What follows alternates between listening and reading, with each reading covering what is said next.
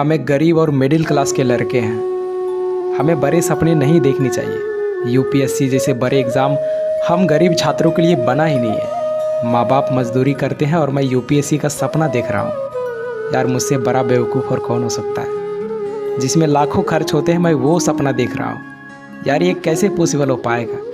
नहीं हो सकता यार। दोस्त अगर आपको भी ऐसा लगता है कि एक गरीब परिवार के लड़के कुछ कर नहीं सकते तो इस वीडियो को अंत तक ज़रूर देखना। मैं गारंटी के साथ कहता हूँ कि आप भी अपने माँ बाप के सपने को पूरा करने के लिए तड़प उठोगे। तो चलो इस वीडियो को शुरू करते हैं। दोस्त सफ़ीन नाम का एक लड़का गुजरात के सूरत में अपने पेरेंट्स के साथ रहते थे। इनके माता पिता डायमंड यूनिट में काम करके अपने परिवार का गुजारा करते थे, लेकिन किसी कारण से उनकी माता पिता दोनों की नौकरी चली जाती है। दोस्त नौकरी जाने के बाद एक हंसता खेलता परिवार पैसों की कमी से जूझने लगा, मानो दुखों का पहाड़ टूट गया हो। नौकरी चले जाने के बाद उनकी परिवार की स्थिति बहुत ख़राब हो गई थी, लेकिन एक बाप इतनी जल्दी हार कैसे मान सकता यार। अपने परिवार की स्थिति सुधारने के लिए, अपने बेटे की स्कूल की फ़ीस जमा करने के लिए इनके पिताजी घर घर जाकर इलेक्ट्रीशियन का काम करने लगे। और इनकी माँ दूसरों के घरों में रोटियां बनाया करती थी और कभी कभी शादी के फंक्शन में जाकर भी रोटियां बनाया करती थी। लेकिन क्या आपको लगता है कि इतने में घर का खर्च और पढ़ाई का खर्च निकल पाएगा? नहीं दोस्त। जिस प्रकार से हम अपना सिलेबस को कंप्लीट करने के लिए एक्स्ट्रा टाइम देते हैं, उसी प्रकार से घर के खर्चे को चलाने के लिए इनके माँ बाप भी एक्स्ट्रा काम करने लगे। कुछ पैसे अतिरिक्त कमाने के लिए इनके पिताजी और माताजी जाड़े के दिनों में सड़क के किनारे उबले हुए अंडे और चाय बेचने लगे, जिससे कि वह अपने परिवार का पालन पोषण कर सके और अपने बेटे की पढ़ाई में कोई दिक्कत ना हो। यार एक बाप अपने बेटे की पढ़ाई के लिए अपना सब कुछ कुर्बान कर देते हैं। ना दिन देखते हैं, ना रात, ना गर्मी देखते हैं, ना बरसात, ना धूप, ना छाँव। यार कोई फ़र्क नहीं पड़ता इनको, क्योंकि इनके कंधे पर जिम्मेदारियां होती हैं। दोस्त इनकी माँ भी कम नहीं थी। सर्दियों में भी पसीने से भीग जाती थी। सुबह 3 बजे उठकर 200 से अधिक रोटियां बनाना आसान नहीं होता, और इतनी मेहनत के बाद इन्हें कुछ हज़ार ही मिला करता था। सफ़ीन हसन अपने परिवार को हमेशा पैसों की तंगी से जूझते हुए देखा है। अपने परिवार की इन परिस्थिति को देखकर सफ़ीन हसन ने जीवन में कुछ करने की ठान ली, कुछ बनने की ठान ली, क्योंकि अब वो समझ गया था कि कोई अगर इस परिवार की स्थिति को बदल सकता है तो वो मैं खुद हूँ। मेरे सिवा और कोई इसे बदल ही नहीं सकता। मैं इस स्थिति को बदल कर रहूँगा।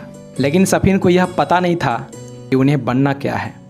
एक दिन सफ़ीन के गांव में जब जिला अधिकारी आए, जिला अधिकारी के प्रति गांव वालों का सम्मान और इज्जत को देखकर सफ़ीन काफ़ी हैरान हो गए। जब उन्होंने एक व्यक्ति से पूछा कि यह कौन है जिसके साथ इतने अधिकारी और सुरक्षा गार्ड की गाड़ियाँ चल रही है, तब उन्हें किसी ने बताया कि यह हमारे ज़िला के अधिकारी हैं। इनका रुतबा किसी राजा से कम नहीं है।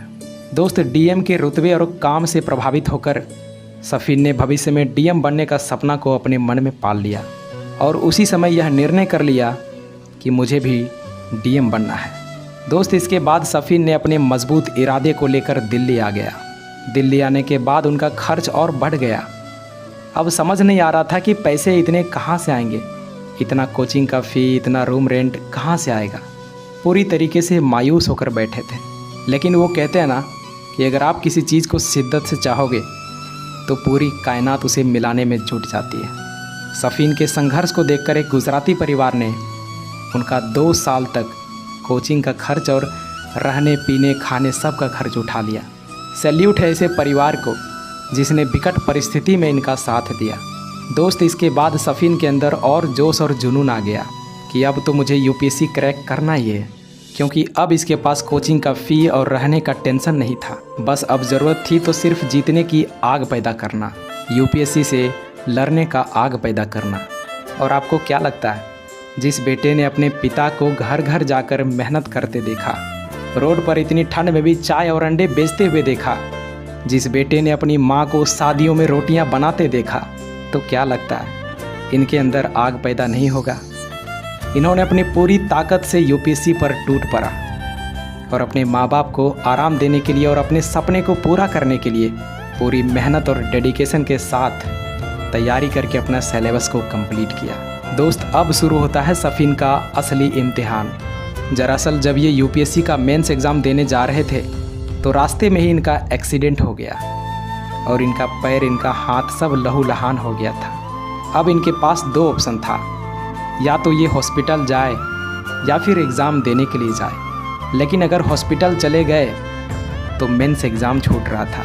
कुछ देर बाद इन्होंने सोचा, अगर मैं यहाँ से बैक हो गया तो मेरे माँ बाप को 2-3 साल और मजदूरी करना पड़ेगा, और अगर मेरे रहते अपने माँ बाप को कोई तकलीफ़ हो तो मेरा रहना और ना रहना में क्या अंतर रह जाएगा। फिर इसने देखा कि मेरा राइट हैंड तो सेफ़ है, जिससे मैं मेंस एग्ज़ाम लिख सकता हूँ, वो तो सेफ़ है, मैं जा सकता हूँ, आई कैन डू इट। तो दोस्त, इनकी 2 सालों की मेहनत और इनके माँ बाप का स्ट्रगल इन्हें एग्जामिनेशन हॉल की तरफ खींचता चला आया, और अपने मजबूत इरादे और परिवार के संघर्ष को अपनी ताकत बनाकर सफ़ीन हसन 2017 में देश की सबसे बड़ी और कठिन परीक्षा कहे जाने वाले यूपीएससी एग्ज़ाम में 570 रैंक हासिल की और सबसे कम उम्र की आईपीएस अधिकारी बनकर अपने देश, अपने राज्य और अपने माता पिता का नाम रोशन किया।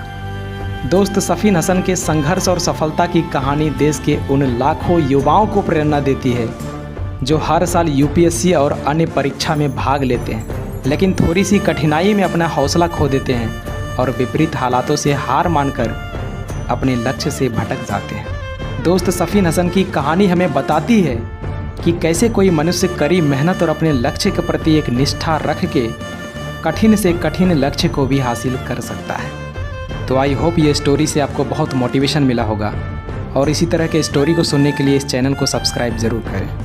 मैं मिलता हूँ आपसे अगली वीडियो में, तब तक के लिए जय हिंद, जय भारत।